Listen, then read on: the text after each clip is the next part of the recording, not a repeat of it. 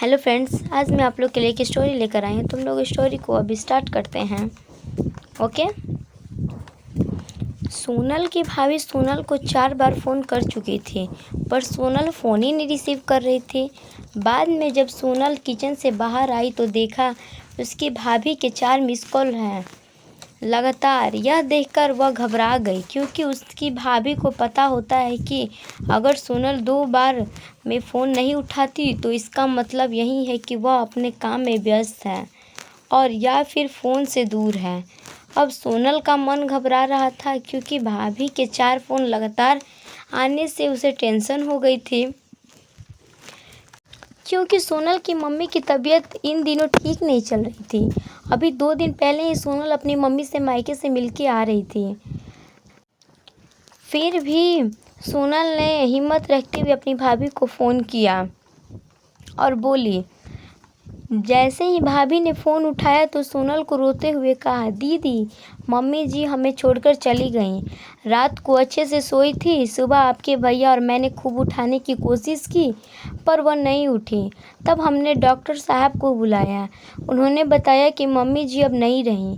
दीदी, आप जल्दी से घर आ जाओ।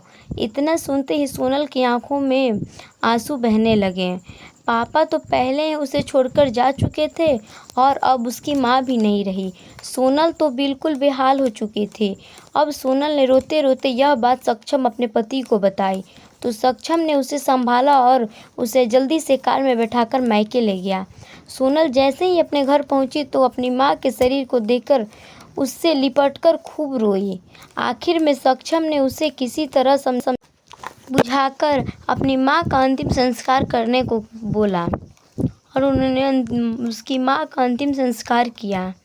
सारे विधि विधान होने के बाद भी सोनल की रुलाई रुकी नहीं थी। उसके माँ की बहुत याद आ रही थी। तब सोनल की मौसी ने उसके आंसू पोंछे और उसे संभाला और कहा, सोनल बेटा, ऐसे दुखी मत हो। दीदी नहीं रही तो क्या हुआ, मैं हूं ना तेरी मौसी। मेरा घर भी तेरा ही घर है। जब जी चाहे तब आ जाना, जब मन करे तब आ जाना। यहाँ पर क्या दिक्कत है? वैसे कहते भी तो ना मौसी मतलब माँ जैसी होती हैं। बेटी, मैं तेरा दर्द समझ सकती हूँ, क्योंकि तेरे पापा तो पहले ही तुझे छोड़कर जा चुके थे और आज दीदी भी चली गई। कहते हैं ना कि माँ के जाने के बाद लड़कियों का मायका ही छूट जाता है। यह भाभी तो बस दुनिया को दिखाने के लिए नाम का रिश्ता होता है, क्योंकि मायका तो माँ से ही बना होता है।